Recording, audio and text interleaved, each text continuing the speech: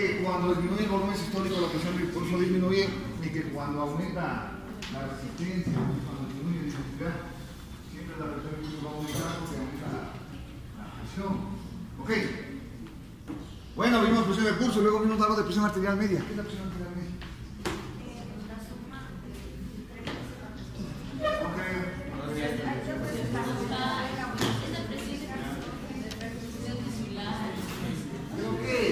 La presión arterial media.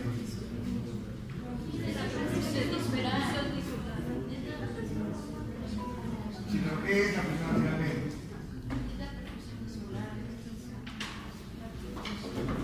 Algo de indicar, algo de señalar, algo de marcar para algo de salud.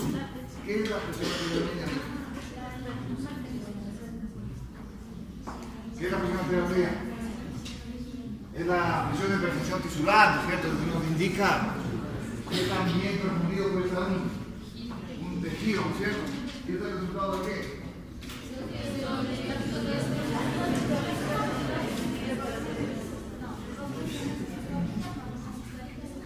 Ok, y no es más que el resultado de 2 diastólicas más una suelta. ¿Por qué es el resultado de 2 diastólicas? Porque en un corazón normal la diástole es de 2 veces la. Ok, conversemos algo de. ¿Qué toca? ¿Cuál es el siguiente capítulo? Microcirculación. Ok, nos toca ver microcirculación, ¿no? Vamos a empezar a hablar de circulación.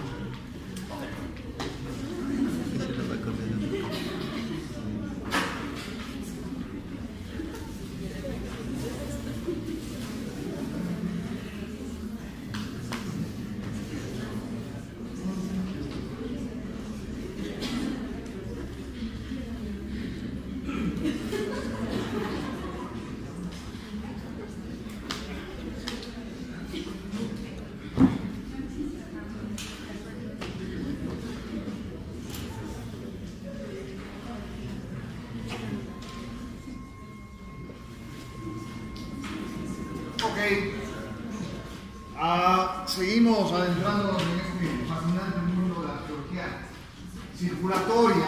Vamos a contar algo de microcirculación.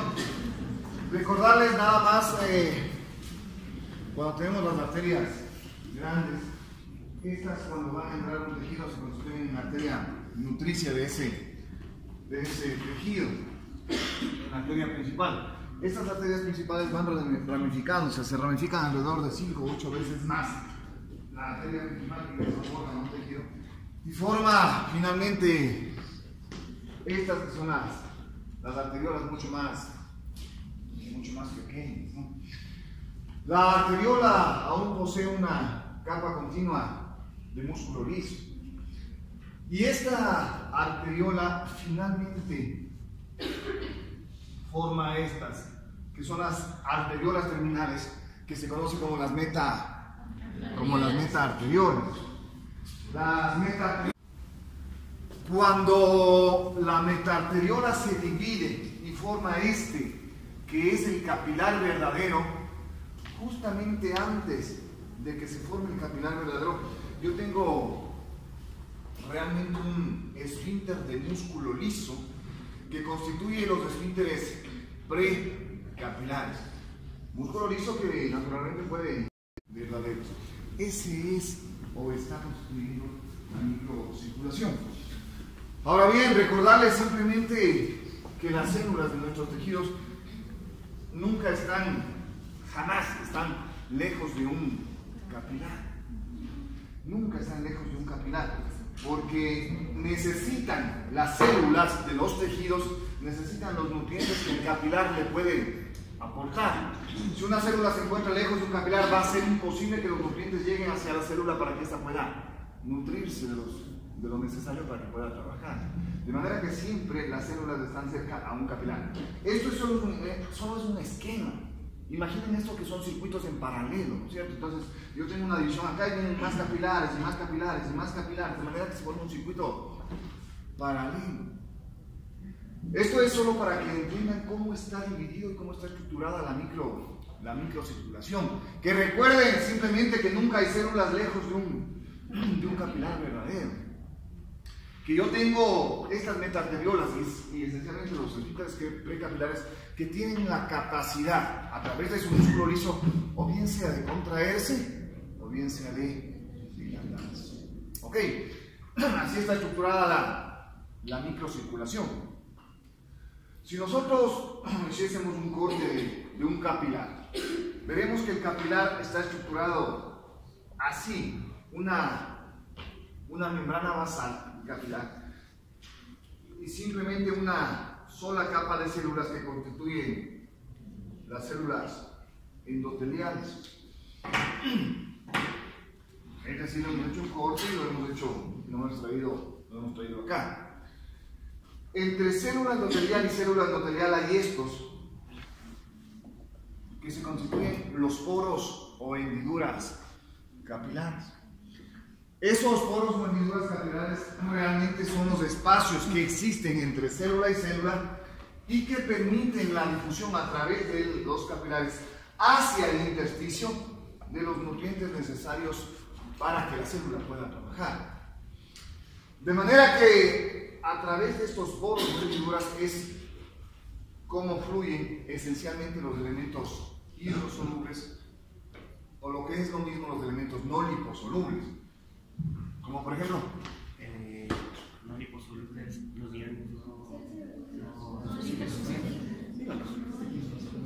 agua. Todo lo que es hidrosoluble es lo que no puede disolverse en las membranas. Eso vimos en el capítulo de transporte transmembrana, de lo que están preparando para las exposiciones de esta semana. O ya lo dieron, creo. Ok, entonces, iones esencialmente, iones. El sodio, potasio, cloro, difunden a través de estos poros o hendiduras, que simplemente son los espacios que existen entre células endoteliales. Mientras que los elementos liposolubles en el capilar pueden atravesar directamente la célula endotelial. ¿Cuáles son los elementos liposolubles en el? Los gases, ¿no es cierto? Los gases. A través de la propia célula endotelial, de manera que en el capilar se cumplen las leyes de la difusión. Todos los elementos transportan sus elementos, valga la redundancia, a través de difusión. Por cierto, ¿qué es difusión, dijo?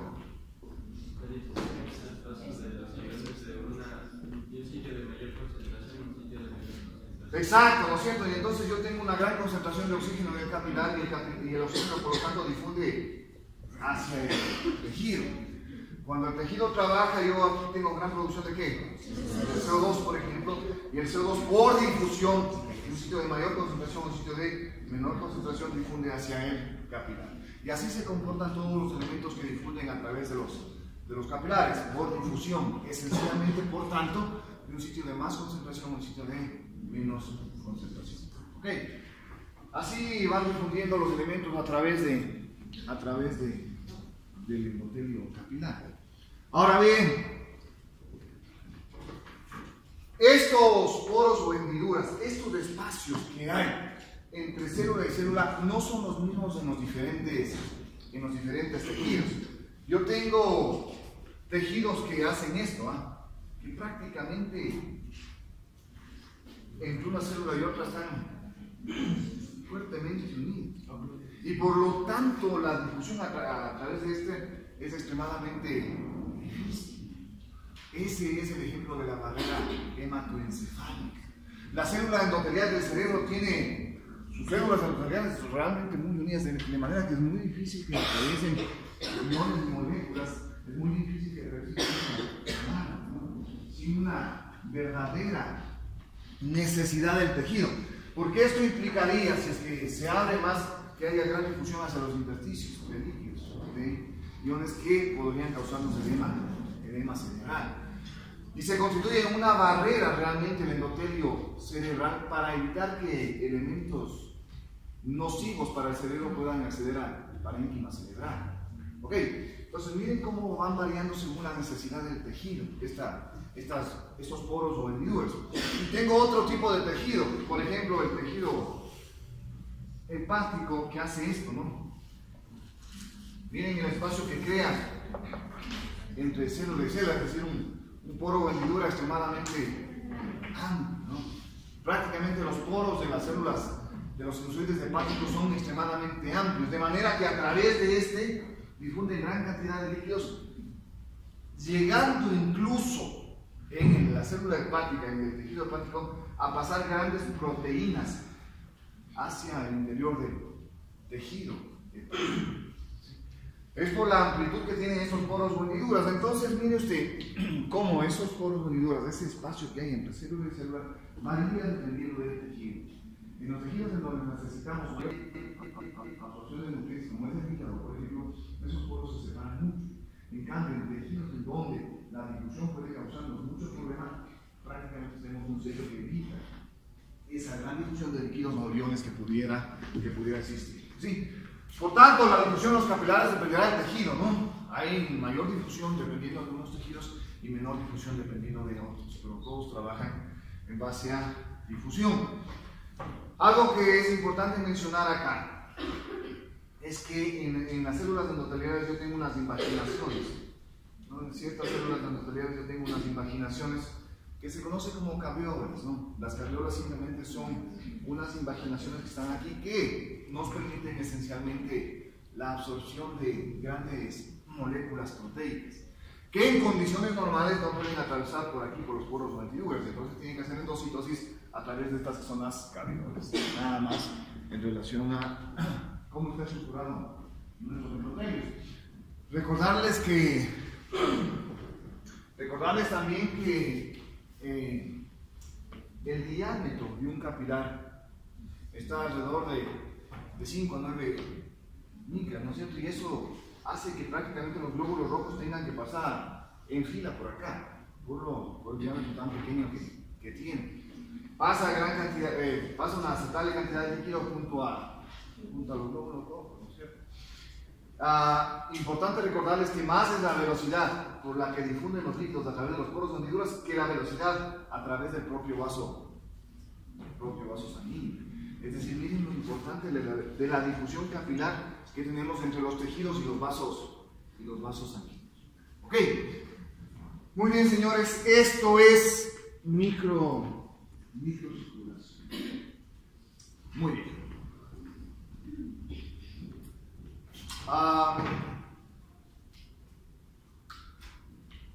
La circulación hacia los capilares no es una circulación continua, es decir, la sangre que va llegando hacia acá no es una circulación que constantemente va a pasar hacia el capilar, sino que la circulación capilar realmente, cuando analizamos un capilar aislado, es una circulación intermitente. Es una circulación intermitente, pero tenemos tantos capilares en un tejido, que aunque aisladamente sea intermitente, en un momento determinado siempre vamos a tener flujo hacia un tejido por la cantidad de capilares que tenemos. De manera que aunque unos estén cerrados y otros abiertos, siempre tenemos flujo capilar hacia los tejidos. Ahora bien, ¿a qué se debe esta intermitencia capilar? La intermitencia capilar se debe a un fenómeno que se conoce como la vasomotilidad, ¿sí? Y es parte de lo que veremos en la clase siguiente, que ya es cuando analizamos de manera detenida los mecanismos por los cuales el tejido local autorregula su flujo. Hoy solo hablamos de vasomotilidad. La vasomotilidad no es más que el fenómeno que explica a nivel de microcirculación el por qué el flujo capilar es intermitente. Y la vasomotilidad está explicada esencialmente por la cantidad de oxígeno que puede tener un tejido. En otras palabras, si un tejido trabaja más, si un tejido está trabajando más, si un tejido está actuando más, si un tejido está, en otras palabras, estas células están consumiendo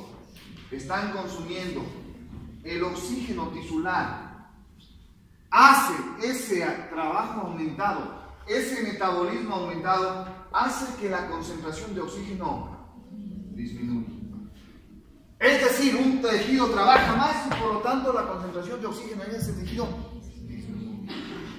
El momento en que disminuye la concentración de oxígeno acá, se produce una suerte de ¿qué? De relajación del músculo liso de las metaarteriolas y de relajación del músculo liso de los esfínteres precapilares. Si relaja el músculo liso de la metaarteriola y relaja el músculo liso del esfínter, ¿cuál es la consecuencia lógica? Una vasodilatación. ¿Qué pasa si hay vasodilatación con el flujo, hijo? ¿Qué disminuimos? La resistencia. ¿Qué pasa con el flujo? ¿Qué pasa con el flujo? Aumenta, ¿no es cierto? Entonces, mire usted, un tejido trabaja más, consume más oxígeno y eso me produce una suerte de ¿qué? En esencia de vasodilatación. El momento en que se vasodilata, llega mayor cantidad de sangre ¿hacia dónde? Hacia el tejido que está trabajando más.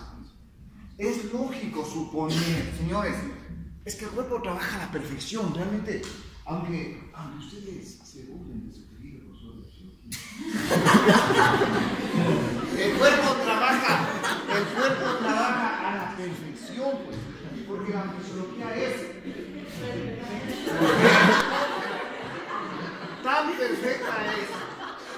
tan perfecta es, que si un tejido trabaja más, consume más oxígeno. Esta baja la concentración de oxígeno produce vasodilatación. ¿Con qué fin se produce vasodilatación? Con el fin de que llegue mayor cantidad de sangre. Y si llega mayor cantidad de sangre, llega mayor cantidad de ¿qué? De oxígeno para que un tejido trabaje. Es decir, el mismo tejido autorregula su flujo con fenómenos de vasodilatación o vasoconstricción. Es lo mismo que cuando un tejido está en reposo. Si este mismo tejido está en reposo, sin trabajar, ¿qué pasa con la concentración de oxígeno en el tejido? Aumenta o se mantiene, ¿no es cierto? Se mantiene en condiciones normales. Si tengo una buena concentración de oxígeno aquí, la célula del músculo liso va a poder ¿qué? Por lo tanto, no se produce vasodilatación. Por lo tanto, el flujo hacia este tejido está ¿qué? Disminuido, normal, porque tenemos un vaso cerrado casi. Porque un tejido no está trabajando, porque no necesita mayor aporte de flujo sanguíneo. ¿No es cierto? Sus músculos en este momento, todo su aparato muscular en este momento no necesita un gran aporte de flujo sanguíneo. Es decir, que sus tejidos, si medimos la concentración de oxígeno en su tejido muscular en este momento, tendremos una concentración de oxígeno muscular normal o alta. De manera que sus vasos sanguíneos, su microcirculación estarán cerrados, porque no necesitamos gran flujo hacia sus músculos. El que está trabajando ahora, ¿quién es? Eso, ¿no es cierto? De alguno, ¿no? El cerebro, ¿no es cierto? Esa es la idea, porque que hagamos trabajar al cerebro, ¿no es cierto? Que aumentemos el flujo sanguíneo cerebral, nuestro cerebro. Me va a contar. El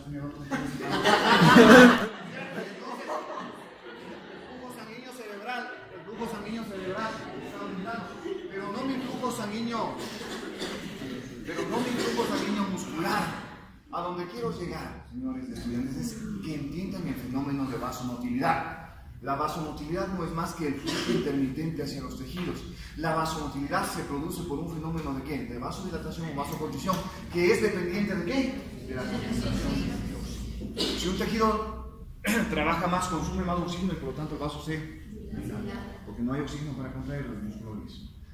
Si un tejido trabaja menos, más concentración de oxígeno voy a tener en este tejido, por lo tanto voy a tener una buena vasoconstricción y disminución del flujo sanguíneo hacia un tejido que no está trabajando. ¿Se acuerdan de la autorregulación del flujo, que es el primer principio básico de la circulación? Aquí parte de la explicación, ¿no es cierto? Aquí parte de la explicación. Si un tejido necesita más, mayor flujo va a tener. Si un tejido necesita menos sangre, menos flujo va a tener. Se autorregula de manera sola, en base esencialmente a la concentración de oxígeno. Y ese es el fenómeno de vasomotilidad. ¿Ok?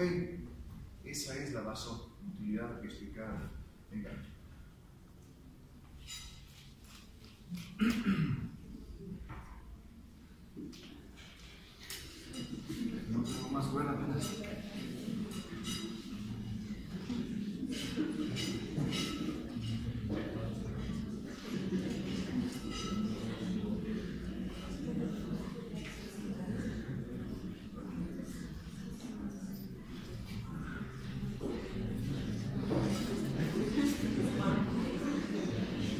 mejorar, ¿no?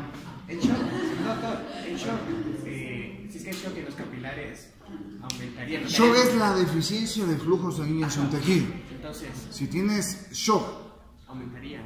si tienes un shock, vas a tener una disminución de concentración de oxígeno tisular necesariamente y los vasos van a dilatarse, pero de nada te sirve que dilates si no tienes presión. ¿Ok? Ya vamos a ver, eso se conoce como un fenómeno de hiperemia reactiva, porque luego, cuando ya tienes volumen, esa vasodilatación hace que cuando llega sangre, pues tengas un gran flujo de un tejido determinado, siempre y cuando restablezcas presión. ¿Okay? Muy bien. Células. El intersticio, hablando de microcirculación, no es más que el espacio que queda entre las células. Ese es el espacio intersticial, esencialmente medio extra.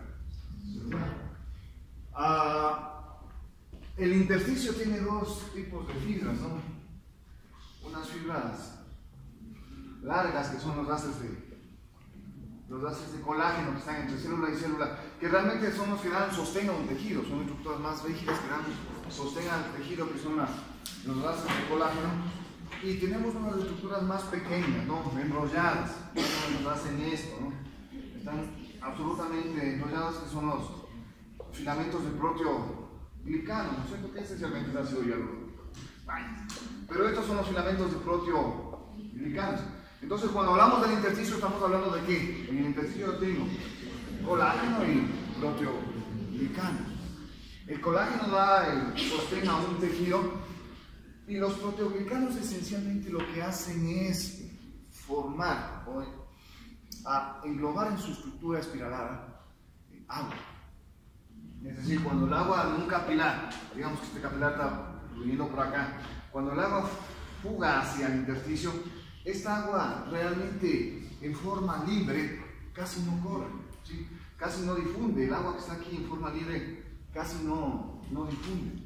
El agua que filtra hacia el intersticio inmediatamente va a ser atraída por los filamentos de proteoglicanos y formar junto a las moléculas de proteoglicanos lo que se conoce como el gel tisular, ¿no? Entonces el gel tisular no es más que la mezcla de ¿qué? De proteoglicanos y agua, y es así como difunde el agua hacia las diferentes células. ¿Okay? Entonces el agua que necesita la célula no llega realmente de forma libre, sino a través de estos proteoglicanos, ¿no? Formando el gel tisular. Por lo tanto, en el intersticio yo tengo colágeno, proteoglicanos que junto al agua forman lo que se conoce como el gel intersticial, que es la manera en cómo difunden los líquidos acá. Ahora bien, normalmente sucede eso, pero ¿qué sucede cuando la filtración de agua se hace intensa? Ahí estos riachuelos de agua libre, que son mínimos en los intersticios, comienzan a agrandarse, ¿no? Y el agua libre comienza a ganar espacio al gel intersticial. Eso se conoce como edema tisular. Eso es edema. La acumulación de agua en grandes cantidades en nuestros intestinos. ¿Ok? Señores, así está estructurado nuestro intersticio. Por filamentos de colágeno y fibras de colágeno y filamentos de proteoglicanos. Muy poca agua libre realmente, y el agua se mueve esencialmente por el gel intersticial que forma junto a los proteoglicanos. ¿Listo? Eso es intersticio, creo que no hay ninguna duda en relación a cómo está estructurado. Y como siempre les digo, cada clase tiene su parte central. La parte central de microcirculación tiene que ver con lo que se conoce como dinámica capilar. La dinámica capilar es la manera en cómo se mueven los líquidos. La dinámica capilar es la manera en cómo se mueven los líquidos desde el capilar hacia el intersticio, o en su defecto desde el intersticio hacia el capilar. O sea que si yo tengo un vaso sanguíneo acá,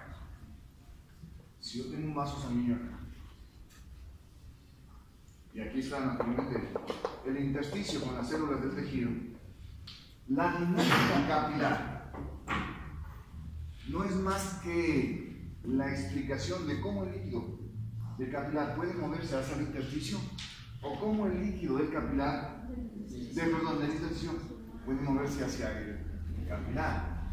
Y para que exista ese movimiento, de repente volvió Standing a estudiarlo, ahora microcirculación, ya no dijo, sí, hay corazón, ya expliqué el mecanismo de Frankenstein, se estira la fibra y se contrae con más eficacia. Vamos a la circulación, pues dijo. Y en circulación comenzó a analizar microcirculación y determinó la manera en que de los capilares el líquido se mueve al intersticio o viceversa. Y a esas las llamó las fuerzas de Starling. Esas son las fuerzas de Starling. Fuerzas que tienen que ver con el movimiento de líquidos del capilar hacia el intersticio o, como les digo, viceversa. Las fuerzas de Starling son la presión hidrostática del capilar, son la presión coloidosmótica del plasma, son la presión hidrostática del intersticio y la última fuerza de Starling que tiene que ver con dinámica capilar es la presión coloidosmótica del intersticio. A esta presión hidrostática intersticial también se la conoce simplemente como la presión intersticial. No es la presión intersticial porque cuando lean no quiero que se vayan a confundir. Ok, esas son las fuerzas de Starling. Y entonces yo tengo una tasa neta de filtración. Yo tengo una tasa neta de filtración cuando hablamos de dinámica capilar. Pero antes de llegar a la tasa neta de filtración, es importante que ustedes reconozcan cada una de estas fuerzas y su acción en la relación de sacar líquidos o mantener líquidos en el capilar. Ok, por lo tanto, la presión hidrostática del capilar en relación a los líquidos del capilar tiende a qué? ¿A mantener o a sacar líquidos del capilar?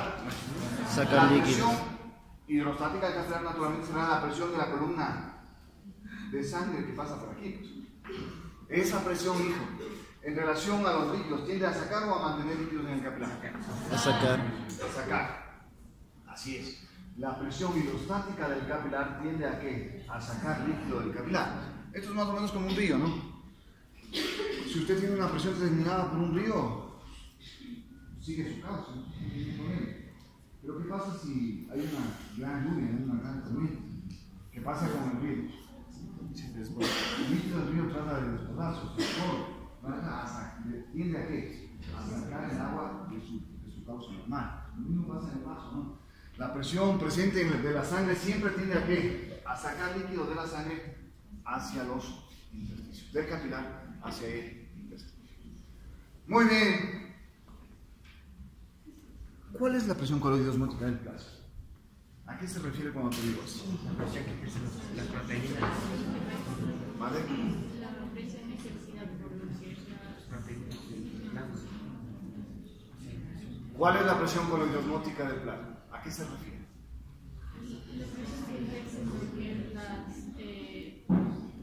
proteínas que se encuentran en la sangre, en el capilar. La presión coloidosmótica del plasma se refiere a la presión ejercida esencialmente por las moléculas proteicas presentes en el plasma, ¿no?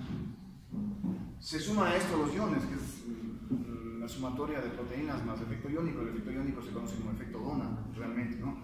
El efecto Dona no es más que la presión que ejercen los iones para crear la presión coloidosmótica del plasma, pero más del 95% de la presión coloidosmótica del plasma está dada no por el efecto Dona, sino por la presión proteica, la presión que dan las proteínas en el interior de la sangre. Ok. Y entonces la presión coloidosmótica del plasma, la presión coloidosmótica del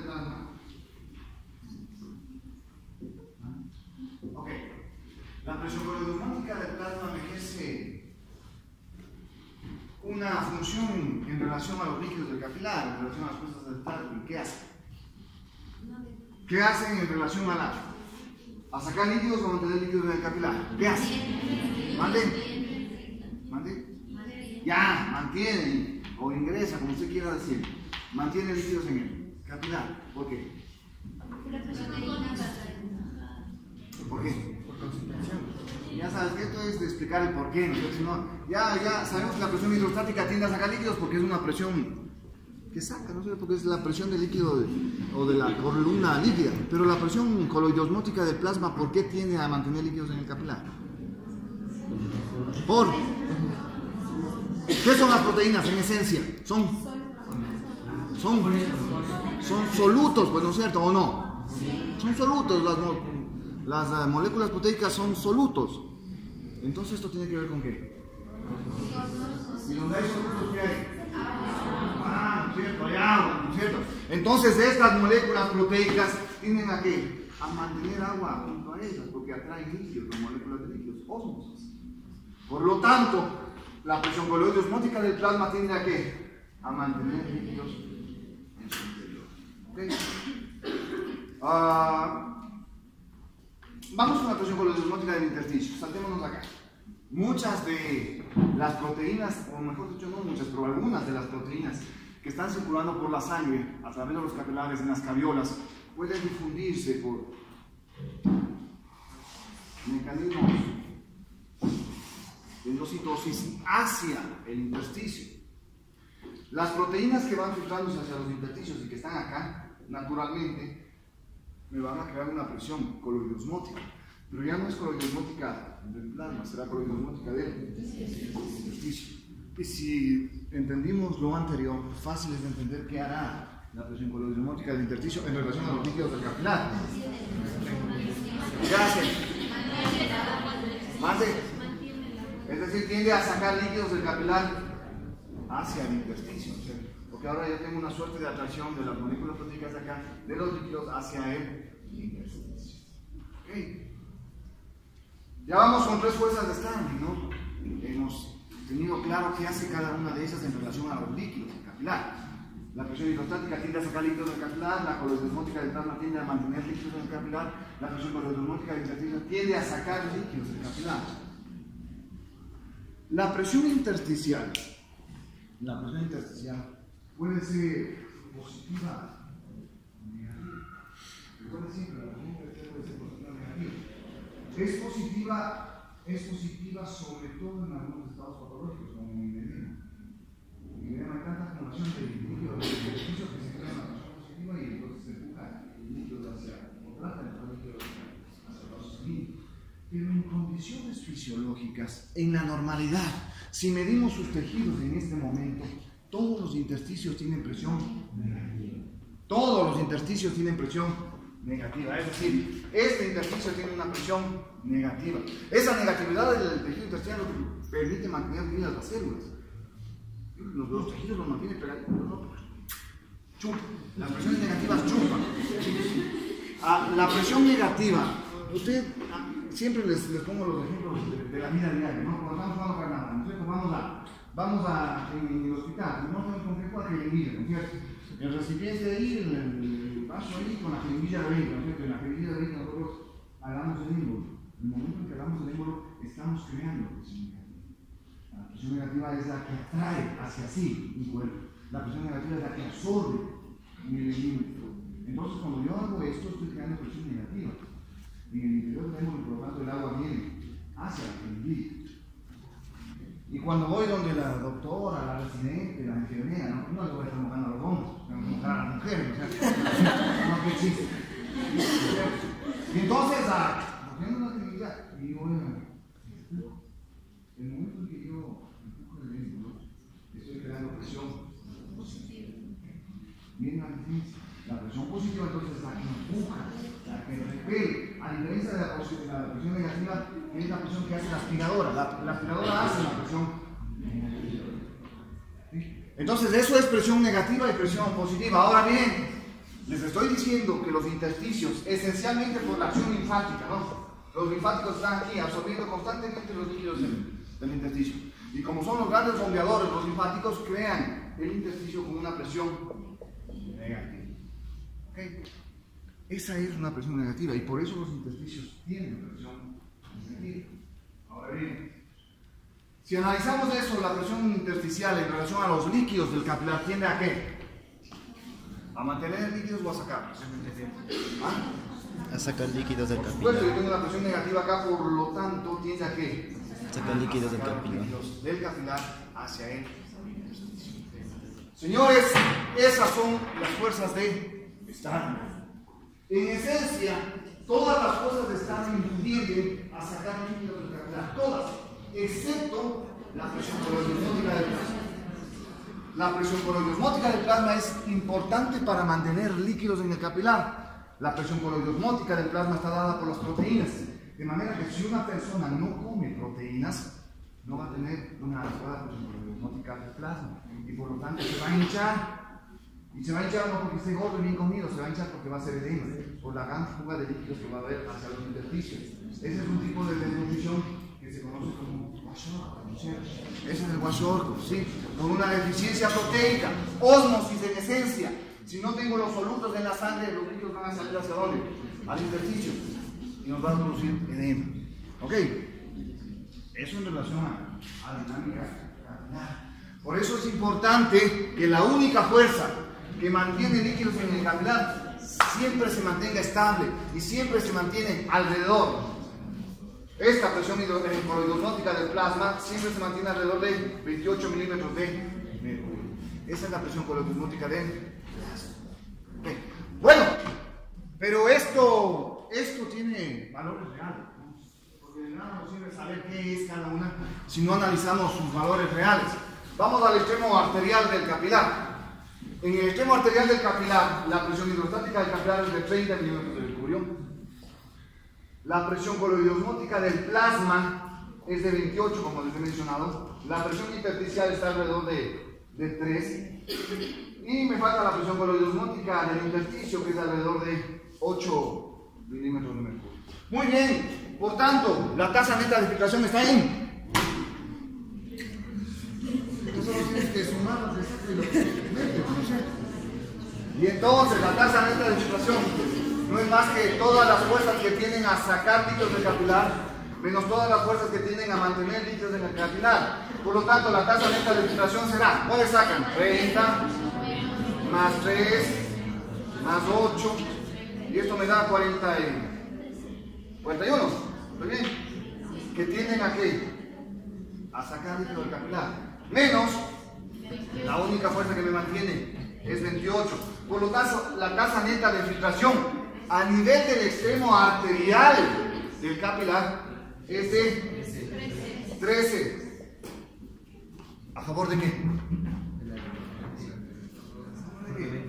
No me digas a favor de la corriente, estamos marchando fuerzas. ¿A favor de qué? La salida de líquidos. A favor de la salida de líquidos del capilar hacia él. En otras palabras, más fácil. Yo tengo siempre en mi extremo arterial alrededor de 13 milímetros de mercurio de presión a favor de qué? De la salida de los líquidos del capilar hacia el intersticio. Esto es absolutamente lógico, pues. Yo necesito, junto con los líquidos, sacar los elementos nutritivos para que la célula trabaje. Eso se da en el extremo arterial del capilar. Absolutamente lógico, ¿no es cierto? Imaginen ustedes lo que sería que tengamos fuerzas que, en vez de sacar, mantengan líquido en el capilar. Nunca podríamos tomar los elementos necesarios para que los líquidos trabajen. ¿Okay? Pero veamos lo que pasa ahora en el extremo venoso del capilar. En el extremo venoso yo ya no tengo una presión hidrostática de 30. En el extremo venoso apenas tengo una presión hidrostática de 10. Disminuye muchísimo la presión, porque muchos de los líquidos ya salieron hacia el intersticio, por lo tanto disminuye la presión. Y el resto de fuerzas se mantienen, ¿no? 28, 3 y 8. Y ahora hagamos la tasa neta de filtración en el extremo venoso. ¿Cuánto es lo que me va a quedar de presión? Y entonces ahora yo tengo 10 más 3 más 8, ¿verdad? ¿Me da cuánto? 21. Esto es lo que tiende a mantener, a sacar líquido del capilar. Y lo que me ayuda a mantener líquido del capilar sigue siendo ¿cuánto? 28, ¿no es cierto? 28 menos 21. Ahora tengo una fuerza de ¿cuánto? De 7 milímetros de mercurio de presión. Ahora tengo 7 milímetros de mercurio de presión en el extremo venoso. Acá. Pero ¿a favor de qué?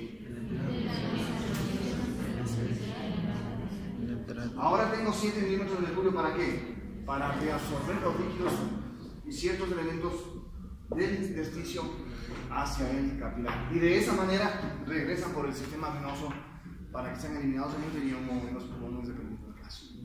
Ok, mire usted lo perfecto del sistema. Ahora en el extremo arterial yo necesito brindar a las células los elementos necesarios, entre ellos agua y otros nutrientes. Por lo tanto, debo tener una presión, ¿para qué?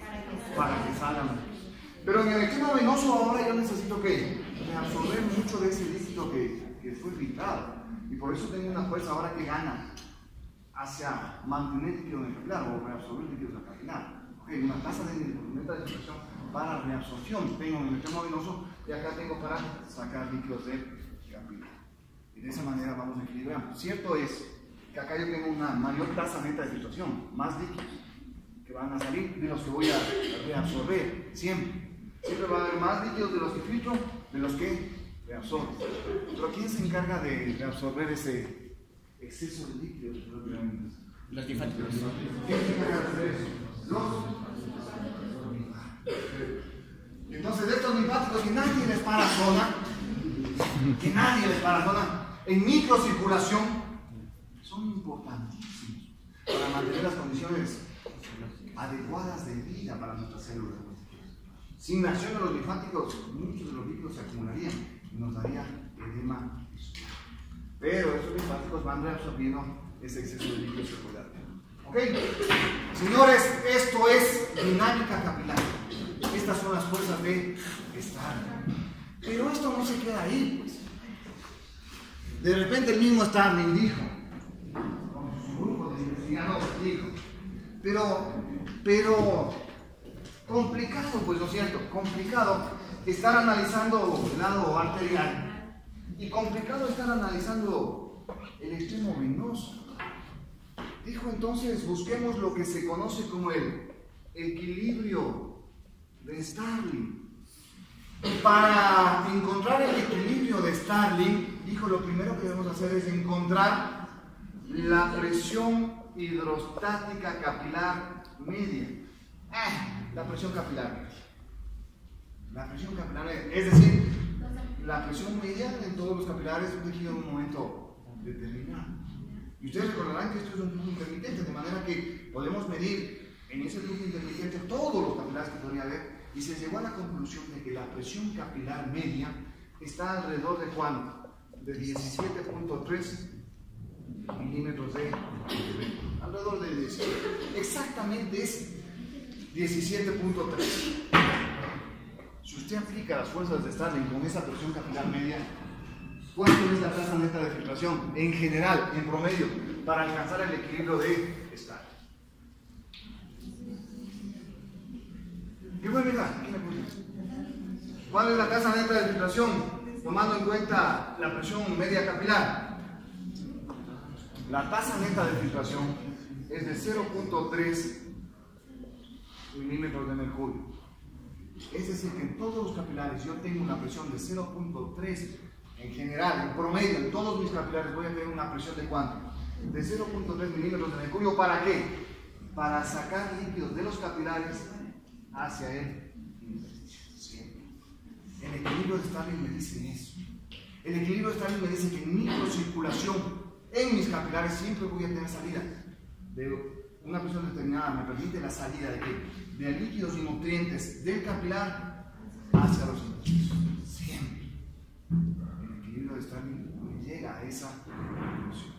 Siempre nuestros capilares van a darnos la posibilidad de que nuestras células puedan tener el líquido y los elementos necesarios para que esas células puedan trabajar. ¿Ok? A eso se le conoce como el equilibrio de Starling y tiene que ver esencialmente con la presión capilar media que ellos mismos se encargaron de medir, que está alrededor de 17.3. Si están claros, ¿no? En el 0.3 de dónde sale. La tasa neta de filtración 17.3, una fuerza que tiende a sacar líquido del capilar, más 3 y más 8, esto me da 28.3, menos los 28 de los líquidos que mantiene el líquido en el capilar, esto me da un total de 0.3 de presión que tiende a sacar líquido del capilar. ¿Ok? Estamos claros. Eso, señores, ahora sí es dinámica capilar. Esas son las fuerzas de Stanley que, como podemos ver, son las que guían el movimiento de los intersticios al vaso o del vaso hacia el intersticio. ¿Listo? Estamos claros. En la parte final de este capítulo habla del sistema linfático, ¿no? Habla del sistema linfático, la actividad de la bomba linfática, que es la bomba que yo les estoy mencionando, ¿no? Esa bomba que funciona constantemente, ¿no? El linfático o el líquido linfático, la linfa no es más que un líquido plasmático, ¿sí? Son los mismos de los que están entrando, los que salen del intersticio y luego los que se van a filtrar a nivel plasmático. ¿Sí? Tienen las mismas características prácticamente que el líquido sanguíneo, este líquido que luego se va a filtrar hacia el plasma. ¿Okay? Lo importante de los linfáticos siempre será en la función que tienen para evitar la acumulación de líquidos en los intersticios. Siempre. El linfático me permite succionar ese exceso de líquido que puede estar acá y mantener seco, de alguna manera, el intersticio. ¿Okay? No olviden eso en relación a la función linfática. Por eso es que cuando se obstruyen los linfáticos, en la parasitosis, la filariasis, ¿no es cierto? Son parásitos que obstruyen los linfáticos a nivel de los miembros inferiores, en tanto los pies, obstruyen. Las piernas de esos pacientes se hinchan. Es el fenómeno conocido como, la patología conocida como elefantiasis, ¿no es cierto? Nos dan unas piernas así por obstrucción linfática. Si se obstruye el linfático, ¿qué va a pasar? No hay el drenaje de líquido al intersticio hacia el linfático. Por lo tanto, se produce edema, elefantiasis. ¿Okay? Bien, la importancia de mantener permeables los vasos linfáticos. ¿Ok? ¿Listos, señores? Creo que estamos en pasado. ¿Dudas? Díganme, señores. Sí, no hay vasos linfáticos. Porque ¿por dónde drenar? Aquí hay dos opciones. La una y la principal es que drene por el sistema de retorno venoso. Recuerda tú que el tejido cerebral tiene una barrera hematocefálica extremadamente sellada, ¿cierto? De manera que casi nunca hay un exceso de líquido cerebral hacia el cerebro. Nunca. ¿Sí? Nunca, realmente. ¿Sí? Por esa estrechez que hay entre célula y célula. De manera que casi no tenemos necesidad de linfáticos a este nivel. ¿Sí? Ok, y el exceso de líquido a veces se drena también hacia el sistema de líquidos para los tejidos. Muy bien, ¿algo más, jóvenes? ¿Algo más? ¿Dudas? Ok, nos vemos el día.